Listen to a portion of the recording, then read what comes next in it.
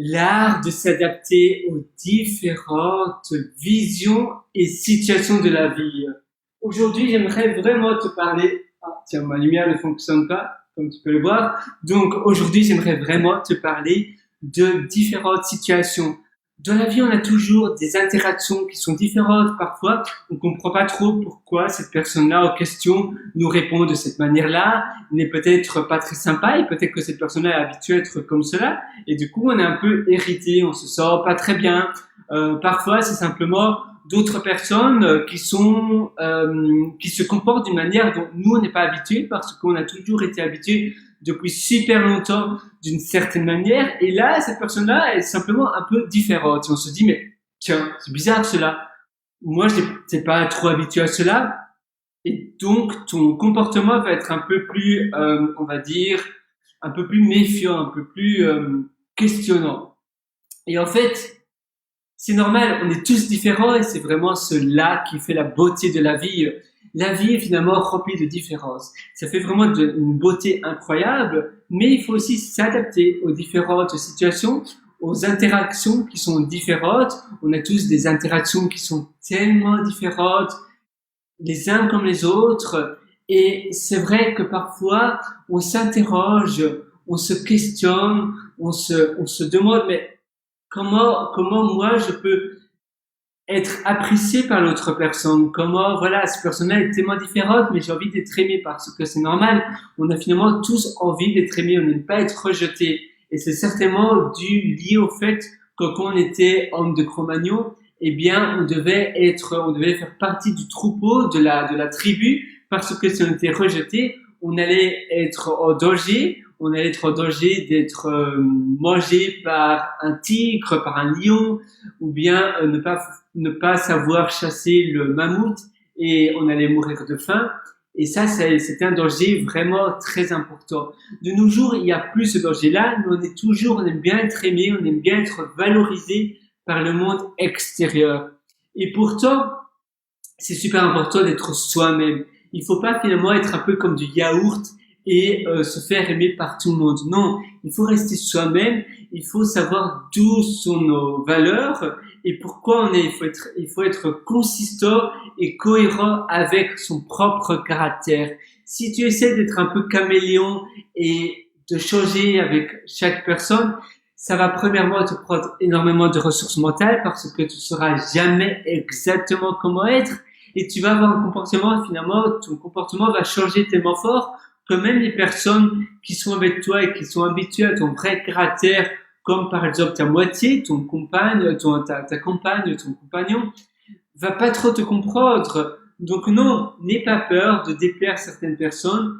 Tu es comme cela. S'il y a des personnes qui ne t'aiment pas, tant mieux. Au moins, ton cercle d'amis va se restreindre, mais au moins les personnes qui vont t'aimer, ils vont vraiment être des personnes qui t'aiment, mais de manière hardcore, de manière profonde, et les personnes qui n'apprécient pas trop certains traits de ton caractère, tant mieux, c'est comme ça, et mieux pour toi, parce que tu n'as pas envie de plaire à tout le monde, tu as envie de rester toi-même, tu as envie d'être franc, tu n'as pas envie finalement d'être un peu ironique ou faux avec certaines personnes.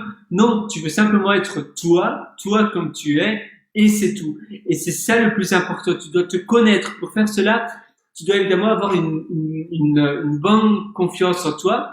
Si tu n'es pas trop confident, si tu n'as pas si tu ne te sens pas trop sûr de toi, ça va être plus dur. Mais si tu sais vraiment tes valeurs, si tu te connais très bien, ça va être beaucoup plus simple.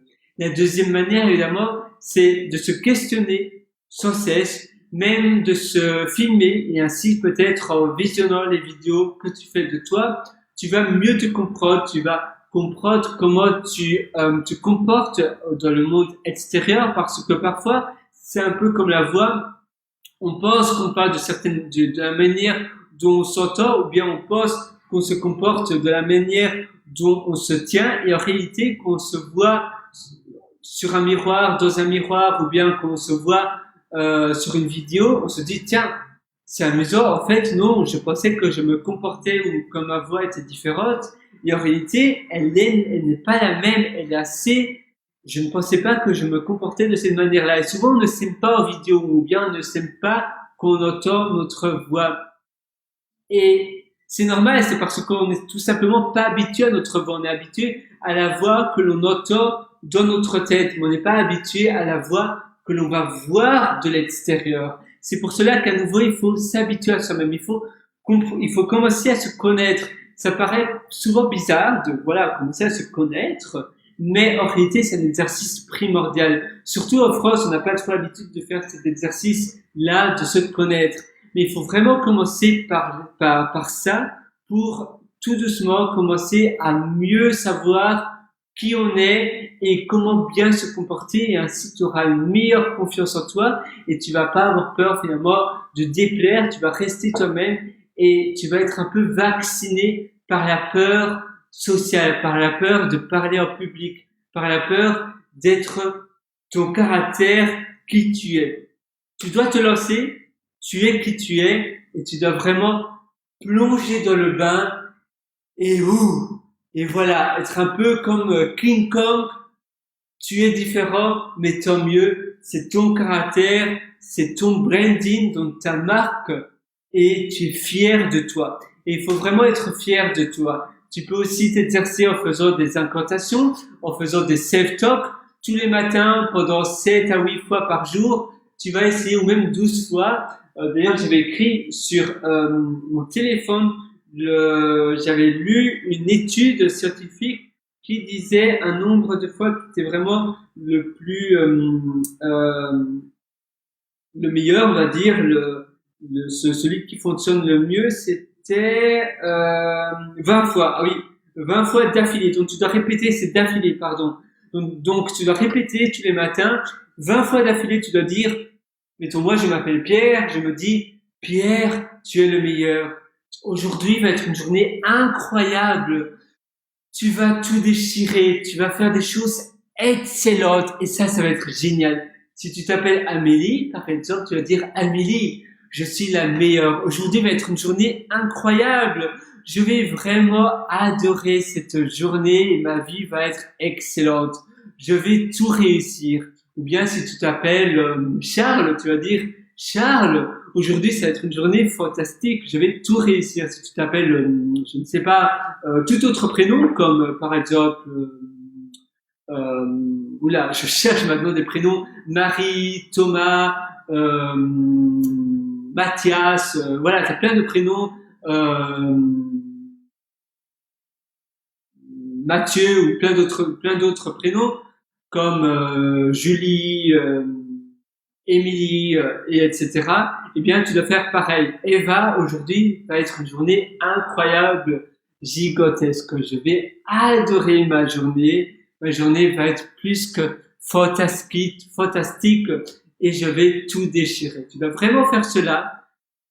Et c'est de cette manière-là que tu vas exceller, que tu vas vraiment devenir le meilleur. Sur ce, je te souhaite vraiment tout le meilleur à nouveau et à très bientôt pour une prochaine. Ciao.